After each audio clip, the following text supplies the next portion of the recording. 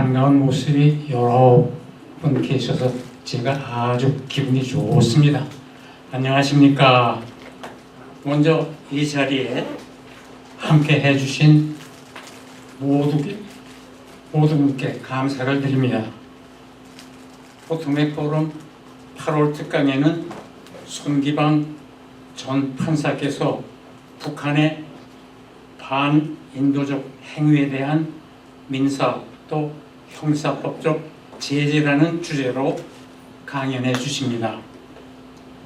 납북자 가족들이 김정은을 상대로 손해배상을 청구하여 승소하였고 그 금액을 확보하기 위한 이제까지의 기울인 노력에 대한 말씀을 해 주시겠습니다. 이어서 손기방 강사의 학력과 경력을 간단히 알려드리겠습니다. 강사께서는 서울대학교 법과대학을 졸업하고 서울대학교 사법대학원을 수료하셨습니다. 또한 서울대학교 공과대학 Advanced Industrial Program 과정을 마치셨으며 연세대학교 행정대학원 고위과정과 고려대학교 정보통신대학원 Advanced Information and Communication Program 과정을 수료하셨습니다. 경력으로는 수원지방법원 수석 부장판사, 부산고등법원 부장판사, 사법위원수원 교수, 서울지방법원 동부지원부장판사 등 한국 법조계의 주요 요직을 맡아오셨습니다. 강사께서 들려주시는 강연을 경청하여 주시고 연단에 나오실 때 큰 박수를 부탁드리겠습니다.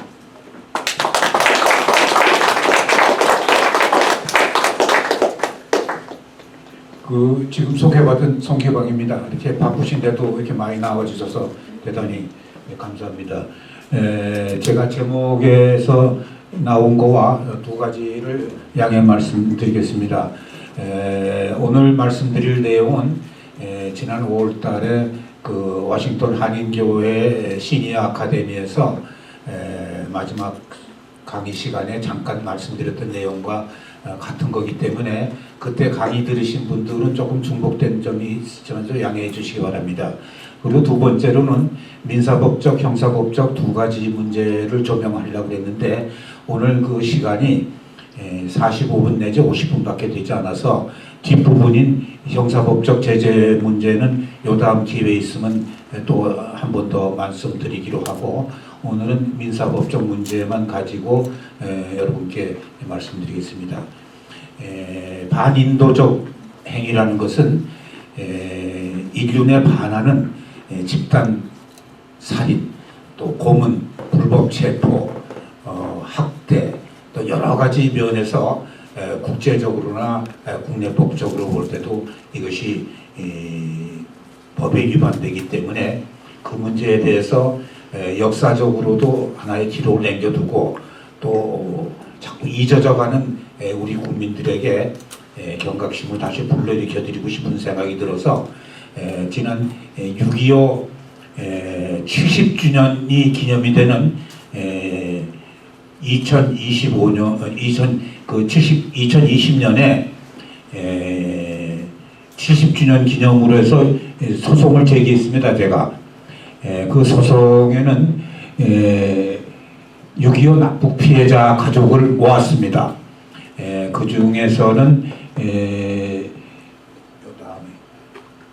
그 정인보 선생님 가족들, 정인보 선생님은 여러분 아시겠지만 역사학자고 또 독립유공자시고 초대 감찰위원장을 지내신 분인데 이화여자대학교 교과 작사를 하신 선생님이십니다.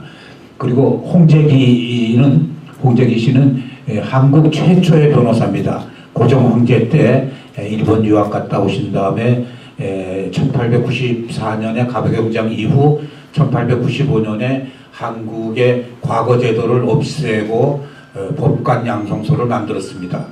그때 법관양성소 소장을 하셨는데 대한민국 최초의 변호사입니다. 그리고 김윤찬이라는 또 서울지법 판사로 했던 분, 그다음에 이길용이라고 하는 분은 여러분들 아시겠습니다. 동아일보 기자였는데 송기정 일장기 삭제 언론인입니다. 이 분들과 여러 사람들 합해서 원고를 해가지고 피고는 조선민주주의인민공화국이라는 단체와 그 다음에 그 국무위원장 대표자인 김정은 해서 소장을 불법행위로 인한 손해배상 청구 소송을 제가 제기했습니다. 제 입장은 제가 그 1950년 6월 25일 6.25가 터질 때에 저희 아버님께서 납북을 당하셨습니다. 그래서 그 이후에 생사를 알 수가 없어서 백박으로 많이 그 노력을 했습니다만은 아직도 그 생사를 알 수가 없습니다. 제 입장에서는 그래서 DNA를 대한민국 정부에서 제 피와 여러 가지 생체를 추출해서 DNA를 정부에 보관시켰습니다. 그래서 혹시 북한에서 유해를 발굴하든가 또 어떠한 과정에 의해서 신원을 파악할 필요가 있을 때는 저의 그 DNA와 합쳐가지고 유골이나 유해라도 확인할 수 있도록, 또 그 부분은 한국 정부에서 조금 과학적으로 미약하면은 하와이의 미군 정부에서 그걸 정확하게 일치시키는 과정을 밟을 수 있다고 합니다. 그래서 저는 그런 입장에서 저도 그 같은 원고가 돼서 소송을 제기했습니다. 소송을 제기하는 데 있어서는 모든 그 소장은 우편으로 보내느냐 또는 여러 가지 그 5가지 방법이 있습니다. 교부 송달은 직접 갖다 주는 것이고, 보충 송달은 집에 그 부인이나 가족이 있을 때 대리인에게 주는 것이고, 윤치 송달은 현관에다가 놓고 오는 겁니다. 그 다음에 우편 송달은 등기 우편으로 보내는 것인데, 대부분의 경우가 법원에서 하는 것은 우편 송달로 하고 있습니다. 우편 송달을 안 받는 경우가 많이 있는데, 지난번에도 그 재판을 지연시키려고 정치인들은 텔레비에 나오고 국회에 나오면서도 자기한테 재판 소리가 오면은 받지 말라고 그래서 자꾸 송달 불능을 시키는 그런 분들이 있습니다. 그럴 경우에는 유치 송달도 가능하고 공시 송달이 가능합니다. 이번에는 저는 공시 송달의 방법을 택해서 김정은이와 조선민주주의인민공화국에게 보내는 소송 서류를 공시 송달 제도를 선택했습니다. 공시 송달이라는 것은 법원이 송달할 서류를 법원이 보관하고 그 사유를 법원 게시판에다가 게시합니다. 그리고 관보나 공보나 또 요새는 그 정보통신이 아주 발달되어 있기 때문에 그런 전자통신 매체를 이용해서 공시를 합니다. 이 공시 송달이라는 방법은 세계적으로 전부 다 공통됩니다. 일본에서도 이 공시 송달 제도를 택해가지고서 소송을 끝낸 게 있는데, 여러분들 기억하시겠습니다만은 니가다 항에서 북한 만경봉호에다가 일본에 있는 교포들을 실어가지고 세상에서 제일 천국이고 낙원인 북조선으로 보냈습니다. 전부 다 속아가지고 가서 거기서 학대를 받고 여러 가지 반인도적인 고통을 당한 사람들이 동경지방재판소에다가 그 가족들이 소송을 제기했습니다. 똑같이 조선민주주의인민공화국과 그 당시에 김일성, 김정일, 김정은 이렇게 이제 세습이 되니까 소송을 해서 했는데, 일본에서도 공시송달했습니다. 또 미국에서는 여러분들 아시겠지만 오토 원비어 유니버시티 오브 버지니아 대학생이 북한에 관광으로 갔다가 형을 받아가지고서 교화를 형을 받고 있다가 나중에 거의 그냥 식물인간 상태에서 목숨만 붙여 있는 상태에서 귀환했다가 일주일 만에 사망한 사건이 있습니다. 그 아버지가 워싱턴 연방지방재판소에다가 저와 똑같은 입장에서 소송을 제기해서 승소했는데, 그때도 공시송달 방법으로 해서 판결이 났습니다. 이제 이 문제가 소송을 제기할 때서 5가지 문제가 제기됐습니다. 법률적으로. 여기 좀 또 대학 강의식 같아서 좀 재미없을지 모르지만도 하나의 상식으로 알아두시면 좋을 것 같습니다. 우리가 북한에 대해서 어떤 민사재판을 할 수가 있겠느냐, 이 재판권을 행사할 수 있겠느냐, 이게 첫째가 문제가 됐고, 두 번째가 북한이라는 것은 공식 명칭은 조선민주주의인민공화국입니다. 그리고 대표자는 김정은이고, 그런데 그 민사소송의 당사자를 할 수가 있겠느냐. 그 다음에 세 번째가 그러면 재판은 어디서 할 것이냐. 소송 관할권이 어디에 있겠느냐. 그 다음에 소송 서류의 송달은 아까 말씀드렸습니다. 그리고 이게 6.25 남침과 민간인 납치 또는 북한으로 강제 인치해가지고 가서 거기서 학대하고 여러 가지 고통을 준 행위가 본인과 또 남쪽에 있는 가족들에 대한 어떤 그 불법 행위가 성립할 수 있는 것인가 하는 5가지 문제가 대두됐습니다. 이 문제를 다 해결하니까 나중에 소송이 성립하고 판결이 선고될 수가 있겠습니다. 그 민사재판권 첫 번째입니다. 민사재판권을 행사할 수 있느냐. 민사재판권이라는 것은 영토주권과 대인주권 2가지가 문제가 됩니다. 영토주권은 민사재판은 우리나라 영토 내 모든 사람에 대해서 또 재산권에 대해서 민사재판권을 행사할 수 있도록 되어 있습니다.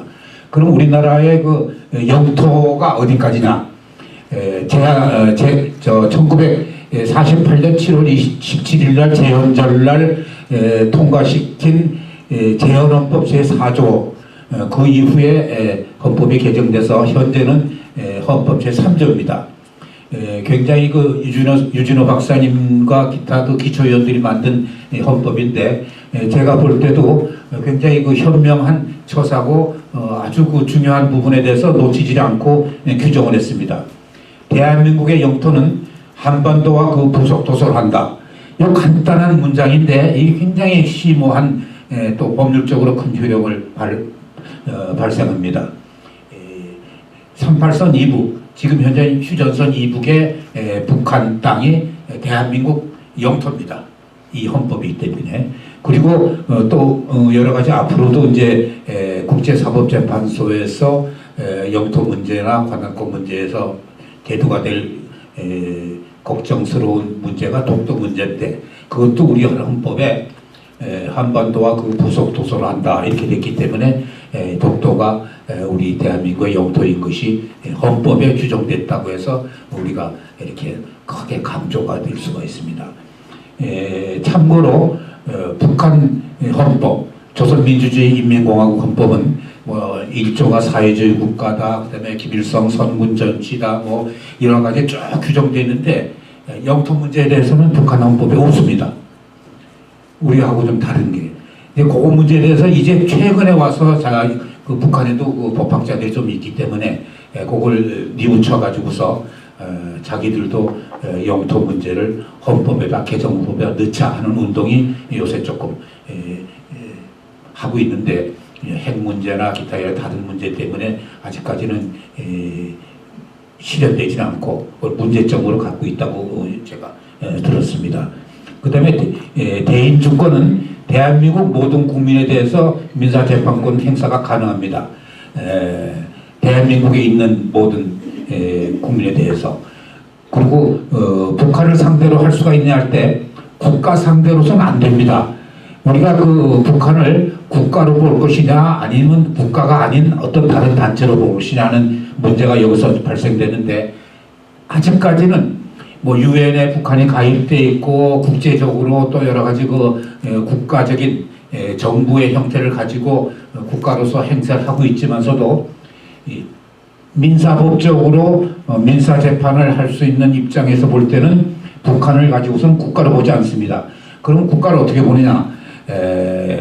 우리가 그 인격체를 볼 때는 송기방 자연인이란 자연인, 그 다음에 하나의 그 법인격 있는 회사, 또는 여기 하여튼 그 사단법인 이렇게 법인격을 가지고 있는 단체, 그 다음에 세 번째로 비법인 사단, 법인격은 없지만서도 하나의 그 단체로서의 성격을 가지는 비법인 사단 이렇게 세 가지로 보는데 우리는 북한을 법인이 아닌 단체 그러니까 그 교회나 종중이나 또는 절이나 이런 것을 우리가 비법인 사단으로 보는데 북한을 법인 아닌 단체 비법인 사단으로 봤습니다. 그리고 북한 주민을 어떻게 볼 것이냐 북한 주민을 우리가 대한민국 국민으로 봅니다. 북한에 지금 계실 때는 잠재적 대한민국 국민이고 탈북을 해서 남한으로 왔을 때는 현실적으로 대한민국 국민으로 본다. 이렇게 우리가 법적으로 해석합니다. 그렇기 때문에 탈북민들이 국가로서 국가로 왔다 그러면 외국인이 왔으니까 귀화를 하든가 여러 가지 그 법적으로 신분을 바꿔줘야 되는데 우리는 그렇게 안 하고 있거든요. 그러니까 결국은 우리는 북한 주민을 대한민국 국민으로 봅니다. 그러니까 김정은이가 대한민국 국민이기 때문에 제일 피고를 비법인 사단인 조선민주주의인민공화국을 하고 두 번째로 김정은.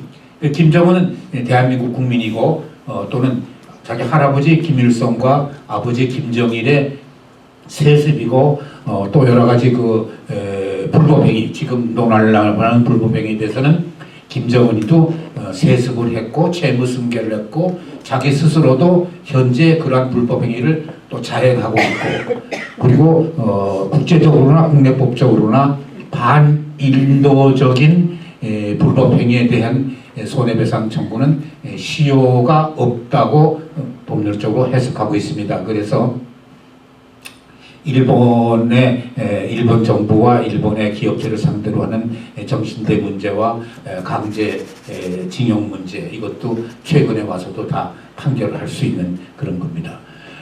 그리고 두 번째로 관할 법원을 어디로 할 것이냐 지금 주소를 조선민주주의인민공화국과 김정은이의 주소는 평양시입니다. 근데 평양시를 관할할 수 있는 법원이 우리 남한에서는 관할할 수 있는 법원이 평양시 법원이 아직은 없습니다. 그래서 대법원이 우리 그 법에 따르면은 보통 재판적은 피고의 주소지가 보통 재판적이 되는데 보통 재판적을 정할 수 없을 경우에는 대한민국 대법원이 있는 곳이 북한 상대로 하는 수 있는 재판적을 알 수가 없는 경우에 관할법원이 됩니다. 대법원이 있는 곳은 서울특별시 서초구 서초동입니다. 서울특별시 서초구 서초동에는 서울 1심법원인 서울중앙지방법원이 있습니다. 그래서 1심법원은 서울중앙지방법원에다가 정해가지고서 제소를 했습니다.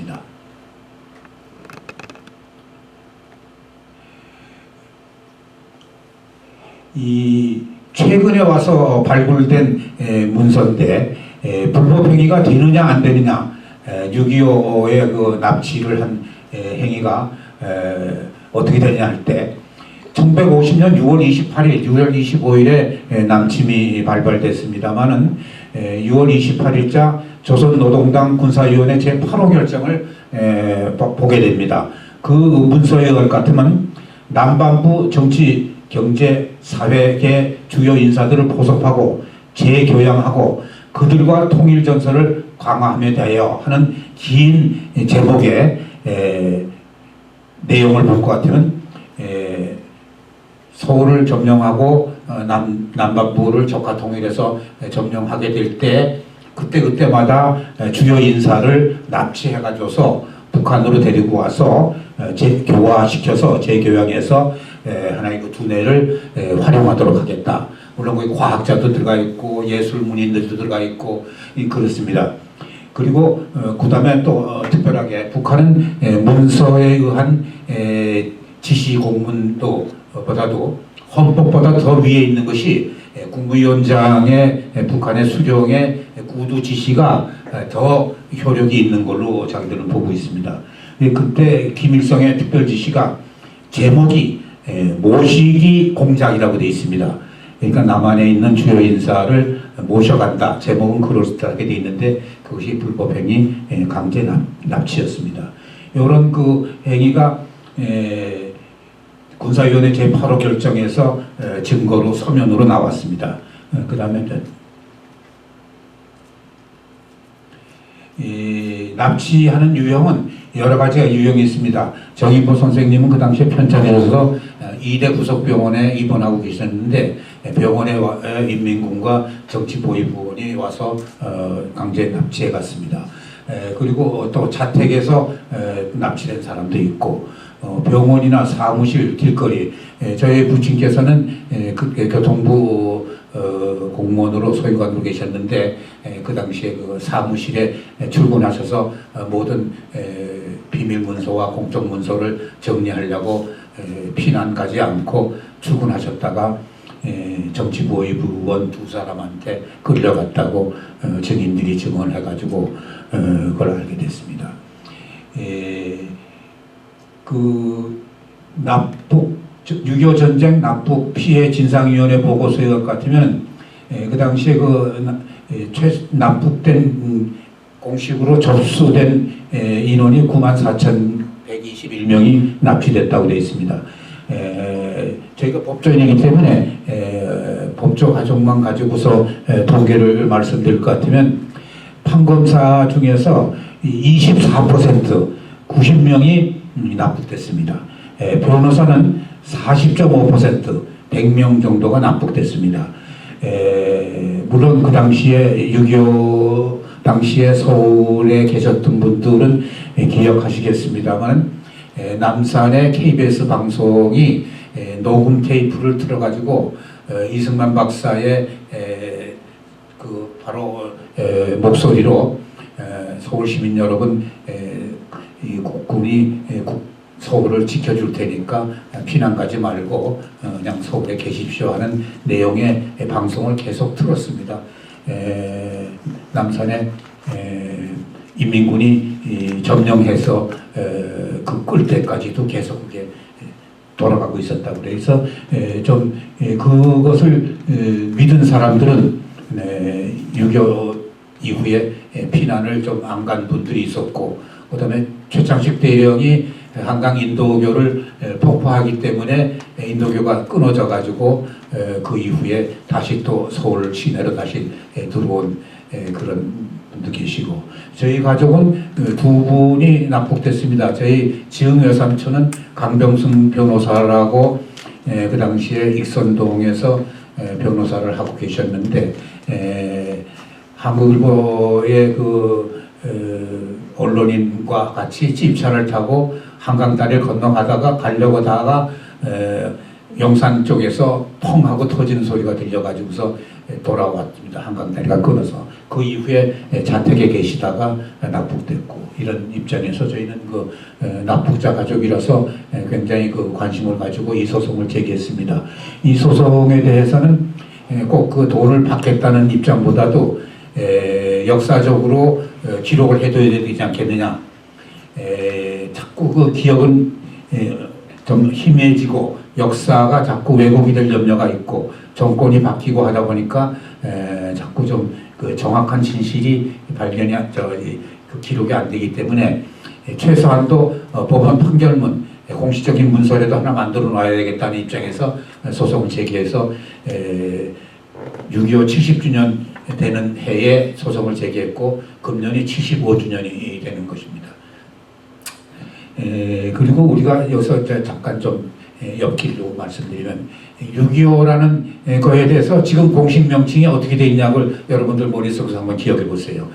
그냥 6.25, 6.25 남침, 6.25 사변, 6.25 동란, 6.25 전쟁, 한국전쟁, 코리안화 이게 여러 가지로 지금 얘기가 있었는데 한참 저희 중학교 고등학교 다닐 때는 6.25 동란, 6.25 사변으로 쭉 갔습니다. 최근에 와서 여러분들 언론을 보시면은 전부 다 정부에서 통일한 것이 6.25 전쟁으로 되어 있습니다. 이 전쟁이라는 것은 적대 적 두 군데에서 선전포고를 해서 하나의 그 전쟁을 하는 것을 우리가 전쟁이라고 그러는데 6.25 전쟁이라는 말이 그전에는 별로 안 썼는데 요새 와서는 정부에서도 공식 명칭을 6.25 전쟁으로 하기로 했습니다. 6.25 전쟁은 UPI 통신의 그 기자가 그 처음에 그런 말을 용어를 썼고 그다음에 시카고 대학에 있는 그 교수분이 오리진 오브 더 코리안 와라고 하면서 그때 쓴 것이 코리안 와가 됐고, 근데 최근에 와서는 6.25 전쟁이 됐습니다. 그래서 제 생각에 6.25가 남침이냐 북침이냐 하는 설이 참 많았고, 청문회 때도 정치인들에게 대해서 많이 그런 걸 질문하고 그러는데 점점 그게 희석이 돼가지고 조금 애매모호하게 돼 있어요. 그래서 요번에 했더니 요거 아까 말씀드린 군사위원회 결정도 나와 있었고, 그 다음에 로마 규정에 보면은 이 국제법에 대해서 두 가지 규정을 찾게 됩니다. 국제범죄에 대한 형사처벌을 하기 위해서 설립된 ICC 관할권을 인정하기 위한 다자조약에 보면은 그것이 전시 납북행위, 군인이 아닌 민간인에 대해서 전시 납북행위, 전시 강제 연행을 금지한다 되어 있는데, 거기에 위반되는 로마 규정 제7조에 위반되는 행위로 규정이 됩니다. 그 다음에 제네바 제4조 협약, 제네바 협약이라는 게 여러 가지가 있는데 뭐 제일 우리가 상식적으로 또는 영화를 보소 하는 것은 포로에 대한 처우 문제를 제네바 협정에 의해서 포로를 어떻게 대우해달라 하는 그런 것만 생각했는데, 제4협약에 보면은 이것이 전시 민간인 납치 행위를 피보호자 민간인들을 점령지역으로부터 자기네 점령국의 영역 또는 다른 제3타국으로 개인적 집단적으로 강제 이송 추방하는 것은 그 이유 여하를 불문하고 금지한다. 이것은 문서로서 제네바 제4협약의 제29조에 규정된 것뿐만 아니라 그 전부터 계속해서 내려오는 확립된 전시 관습법규입니다. 이것이 이제 국제법 위반으로 해서 소장에서 불법행위를 성립할 수 있는 하나의 규정이 됩니다. 그리고 그 다음에 이제 국내법으로는 당연히 살인행위, 불법 체포, 구금행위, 학대, 폭행 뭐 이런 여러 가지 반인륜에 반하는 반인도적 행위는 불법행위인 건 틀림없습니다. 우선 저는 6.25 납북 가족들만 가지고서 소송을 제기했는데, 그 이후에 1968년 1월 22일에 김신조 일당이 청와대 박정희 목을 따러 내려온 사건이 있은 것이 1968년 1월 21일입니다. 그때 김신조 하나 생포하고 나머지 전부 다 사살했고 한 사람만 북한으로 도망갔는데, 그 이후에 실패한 것을 보복한다고 울진 삼척 그 해에 울진 삼척의 무장공비를 북한에서 내려보냈습니다. 120여 명이 나왔는데 7명은 생포했고 113명은 전부 다 사살했습니다. 2달에 걸쳐서. 꼭 요새는 생각도 못합니다. 그 당시에는 공비라는 말도 들어보시면 정말 옛날 생각이 드실 거예요. 요새는 공비라는 말도 없지 않습니까? 그 당시에는 공비라고 그랬는데 새카만 고무보트를 타고 무장공비가 왔었습니다. 그게 울진 삼척 무장공비 사건도 유가족들이 6.25 납북 사건과 같이 소송을 제기해서 승소를 했습니다. 또 연평해전 사건, 연평해전이라고 여러분도 기억하실 겁니다. 연평도 근처에서 4번에 걸쳐서 해전이 있었는데 전부 다 우리가 이겼는데 그때 피해를 입은 가족 6명이 그 윤영아 소령 기억하실 겁니다. 그 가족들이 소송을 제기해서 4건을 승소해서 또 판결문을 가지고 있습니다. 그리고 해수부 공무원 이대준 씨 사건이라고 아실 겁니다. 그 당시에 코로나 병이 유행하고 있어서 그 해수부 이대준 공무원이 표류를 하게 됐는데, 그것이 해조주가 북한 쪽으로 가서 해주 쪽으로 가서 북한을 NLL을 오버하게 됐습니다. 그래서 북한에서 체포해가지고서 상륙시키지 않고 바다에서 그냥 불태워버렸어요. 그래서 그것이 굉장히 문제가 됐는데 월북했다고 해서 항상 오해를 받았는데, 나중에는 그것이 표류하다가 공무수행하다가 표류했는데 북한에서 반인도적으로 그렇게 태워버렸다 하는 사건에서 또 1심에서 소송을 했는데 많이 이겼습니다. 그 가족들이. 그리고 현재는 이게 이 사람 인체 생명과 애가 관한 사건은 아니지만은 판문점에 남북 공동연락사무소가 있었습니다. 그것이 273억에 들여가지고서 5층으로 해서 남북 그 대화를 하는 그 공동연락사무소를 우리 대한민국에서 다 만들어서 건축했는데 그거를 그냥 폭파시켰습니다. 그래서 지금 447억의 소가를 해가지고서 저와 똑같이 북한과 김정은이 상대로 소송을 제기해서 지금 재판 중에 있습니다. 그리고 국군 포로가 포로 교환도 하고 또 그 방공 포로 석방도 하고 뭐 여러 가지 그 전쟁 통해 생긴 포로에 대해서 문제가 있었는데 미송한 포로가 한 뭐 몇십 명 있다고 하는데 정확한 숫자는 모르겠고 또 탈출한 조창호 소위를 비롯해서 그 탈출한 그 북한 국군 포로들이 있었습니다. 근데 아직 그 미송한 그 포로가 탈북해가지고서 또 소송을 제기해서 승소했습니다. 이와 같이 그 6.25 납북 외에 반인도적 행위에 대해서 소송을 제기해서 승소한 사건이 많이 있습니다. 그래서 이제 판결문을 승소해서 지금도 제가 이제 판결문 여기도 가져왔는데요.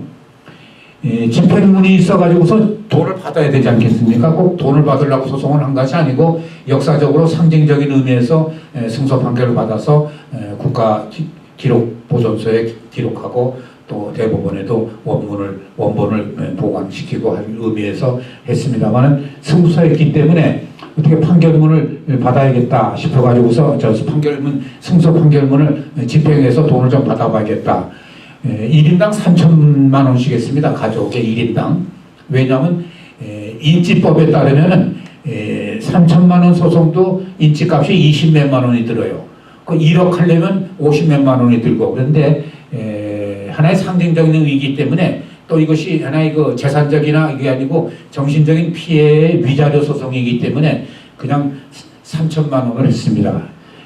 더 하지 않고 돈을 집행하려고 보니까 우리나라에는 북한의 돈이 없고 찾다 보니까 경문협이라는 단체가 있는데 경문협은 남북경제문화협력재단이라고 되어 있습니다. 그 재단은 북한의 저작권료를 징수해서 보관했다가 북으로 쭉 송금해 왔습니다. 2008년도 금강산 관광객 그 박광자 여인 살해 사건 있을 때 제재로서 이게 끊어졌는데 그 이전에는 북한에 갔다가 직접 주든가 북경을 통해서 고려항공 타고 가서 주든가 또 여러 가지 방법으로 송금을 해왔는데 그 경문협의 이사장이 임종석입니다. 임종석은 여러분들 뭐 더 제가 설명 안 해도 아시겠습니다만 정부 인사고 정치인이고 이분이 이것을 만들어가지고 재단을 만들어가지고 징수합니다. 이 북한 저작물은 그전에는 그게 없었는데 최근 와서는 저작권법이 강화돼가지고서 저작권에 대한 그 권리 주장이 굉장히 강합니다. 우리가 텔레비전 볼 때 김정은이가 나온다든가 또는 여러분들 만약 그 영업장소에서 반갑습니다 노래를 만약 틀었다 할 것 같으면 그 저작권료를 내줘야 됩니다. 그걸 누가 주냐? 임종석이가 문화경문협에서 받아갑니다. 그것이 굉장히 많아가지고 한 해 보통 7, 8억씩 보냈습니다. 그 전에. 지금 현재로서 대북 제재로 수속되고 난 다음에 찾아봤더니 그거를 북한으로 못 보내니까 법원에가 공탁을 해놨더라고요.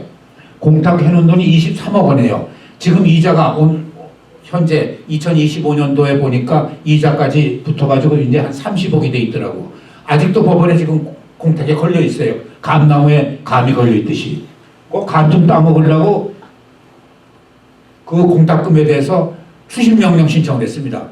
추심명령이라는 것은 정식 재판이 아니고 간이 재판으로 서류만 가지고서 명령을 내리면은 그 명령이 확정되면 돈을 받아올 수 있어요. 그걸 냈더니만 그걸 알고서 정문협 이사장 임종석이가 이의 제기했어요. 추심명령에 대한 이의. 그러면 법적으로는 그 다음 절차가 추심명령에 대한 이의가 나오면은 추심금 소송을 정식 재판을 청구해야 됩니다. 그 추심금 소송을 제기했어요. 그랬더니 그 불법행위 소송은 이겼는데 추심금 소송에서 패소했습니다. 1심 패소하고 2심 패소했습니다. 그래서 지난 박근혜 정권 때부터 그것이 상고에서 대법원에 올라가 있는데 그것이 조금 문제가 있는 것 같아요. 법적으로.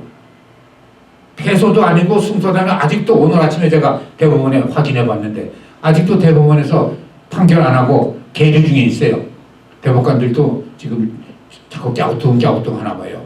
근데 그것을 보수 정권이 있을 때 빨리 재판해버렸으면 괜찮은 것을 윤석열 대통령 시절에도 재판 안 하고 이제 진보 정권으로 돼가지고서 만약 판결되면은 결과가 뻔하지 않겠냐는 좀 약간 좀 비관적인 생각을 가지고 있는데 그래도 법적으로 볼 때는 저는 그것이 승소를 해야 된다 이런 생각입니다. 그다음에 이제 저거 피소는 패소입니다. 추심금 소송은 패소. 그다음에 미국의 경우하고 이제 봅니다. 이게 저 국가관하고 국가의 입장이 다른데 미국은 자기 자국민 어디 가서 전사하거나 어디 가서 이 땅에 묻힌 유해가 있다 할 경우에 그냥 무슨 수가 있더라도 몇 년이 걸리더라도 다 파가서 화나가지고서 자기 나라로 모시고 가서 장례를 치르고 다 이렇게 하는데 우리나라 입장에서는 조금 그 다르기 때문에 미국하고 조금 비교를 해보겠습니다. 푸에블로 사건이라고 아시겠습니다. 68년 아까 말씀드린 그 김신조 청와대 사건 있은 이후에 동해안 정찰하고 있는 미군 함정 푸에블로호를 또 그 당시에 김일성 정부에서 납치해 갔습니다. 보복이죠. 보복으로 납치해 갔습니다. 그 납치된 선원들이 그 배는 아직도 못 찾아왔어요. 거기 전시돼 있대요. 동해안 모서에 자기들이 그 하나의 승소한 전략품으로서 전시돼 있는데 그 가족이 아니라 그 선원들은 나중에 판문점을 통해서 귀환을 했습니다.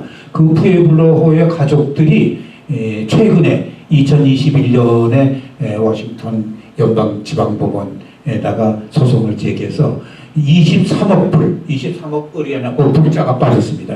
23억 불 승소했습니다. 우리나라 돈으로 환산하면 2조 5천억입니다. 미국은 징벌적 손해배상이라고 여러분들 상식적으로 아시고 있으면 좋겠습니다. 한국에는 그 징벌적 손해배상이 제도가 아직은 없습니다. 앞으로 도입을 하려고 하는데 미국에는 그것이 있습니다.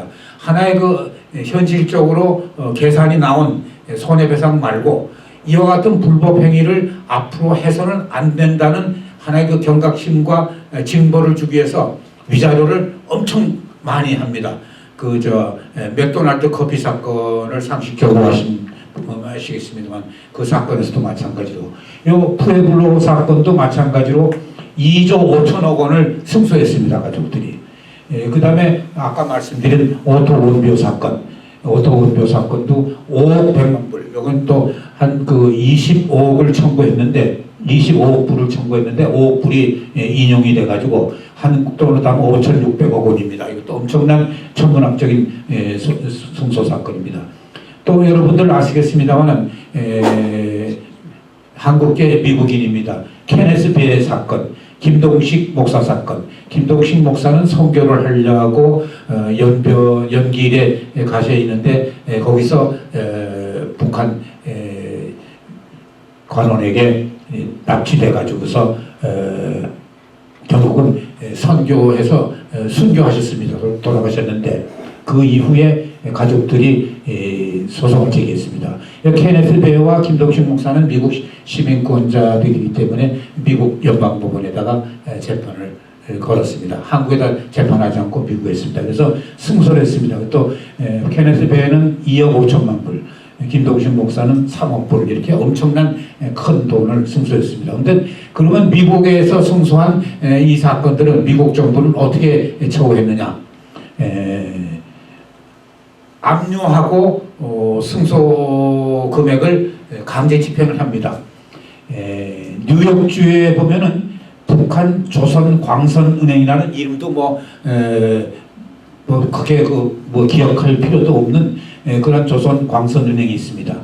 거기에 미국 정부에서 북한 제재로 모든 자금을 동결했기 때문에 그것이 묶여 있습니다. 24만 불이 묶여 있는데 그 북한 조선광선은행이라는 건 뭐냐?